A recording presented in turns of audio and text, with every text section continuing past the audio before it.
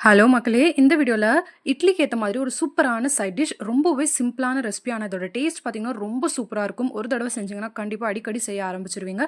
அந்த அளவுக்கு ஈஸியாவும் இருக்கும், டேஸ்டியா இருக்கும். ரொம்ப ரொம்ப சிம்பிளான ஒரு மெத்தட் தான். இப்போ வாங்க எப்படி செய்றதுன்னு சொல்லிட்டு பார்க்கலாம். இப்போ ஃபர்ஸ்ட்டு மிக்ஸி ஜார்ல ஒரு சின்ன துண்டு புளி ஆட் பண்ணிக்கலாம். இது கூடவே பார்த்தீங்கன்னா, நல்லா பழுத்த தக்காளியா பார்த்து ஒரு 4 தக்காளி நான் எடுத்திருக்கேன். நல்லா பெரிய சைஸ் தக்காளி. நீங்க உங்க வீட்ல எத்தன ஆளுங்க இருக்காங்கன்னு பார்த்துட்டு, அதுக்கு தகுந்த மாதிரி தக்காளிய கூட கூட்டியோ இல்ல குறைச்சியோ வந்துட்டு ஆட் பண்ணிக்கோங்க. இது கூடவே மீடியம் சைஸ்ல 2 வெங்காயம் அதையும் கட் பண்ணி எடுத்திருக்கேன். அது இது கூட ஆட் பண்ணிக்கலாம்.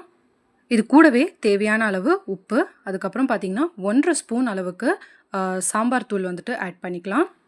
சேர்த்திட்டு இதில கொஞ்சமா தண்ணி விட்டு நல்லா நைஸா எந்த அளவுக்கு நைஸா அரைக்க முடியுமோ, அந்த அளவுக்கு நைஸா அரைச்சுட்டு எடுத்துக்கலாம்.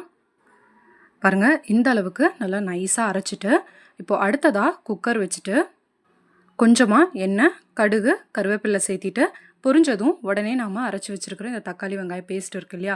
அத இது கூட சேர்த்திட்டு, உங்களுக்கு திக்னஸ் எந்த அளவுக்கு வேணும்னு பார்த்துட்டு, அதுக்கு தகுந்த மாதிரி தண்ணி சேர்த்திக்கோங்க. தண்ணி சேர்த்ததுக்கப்புறமா குக்கர் மூடி போட்டுட்டு, ஜஸ்ட் ஒரே ஒரு விசில் வந்தா போதும். நீங்க ஸ்டீம் இறங்குற வரைக்கும் வெயிட் பண்ணணுங்கிறதும் இல்ல. ஒரே ஒரு விசில் வந்தா போதும். நாம குக்கர வந்துட்டு ஓப்பன் பண்ணிடலாம். ஒரே ஒரு விசில் வந்ததுக்கப்புறம் குக்கரை ஓப்பன் பண்ணிவிட்டு சுட சுட இட்லியோட இந்த சட்னியை ஊற்றி சாப்பிட்டீங்க அப்படின்னா டேஸ்ட்டு சும்மா அட்டகாசமாக இருக்கும். ரொம்பவே ஒரு சிம்பிளான மெத்தட், ஆனால் டேஸ்ட்டு ரொம்ப நல்லாயிருக்கும். ஒரு தடவை செஞ்சிங்கன்னா அப்படியே இதுக்கு அடிக்ட் ஆயிடுவீங்க. அந்த அளவுக்கு டேஸ்டியாக இருக்கும். ஸோ வந்து தக்காளி வெங்காயத்தை வதக்கி அரைச்சி இப்படியெல்லாம் கஷ்டப்படுறதுக்கு பதிலாக இந்த மாதிரி செய்யும்போது உங்களுக்கு வேலையும் ரொம்ப சீக்கிரம் முடிஞ்சிடும். கண்டிப்பாக இந்த ரெசிபியை நீங்களும் ட்ரை பண்ணி பாருங்கள். ட்ரை பண்ணி பார்த்துட்டு எப்படி இருந்ததுன்னு சொல்லுங்கள். அண்ட் மறக்காமல் நம்மளுடைய சேனலை சப்ஸ்கிரைபும் பண்ணி வச்சுக்கோங்க.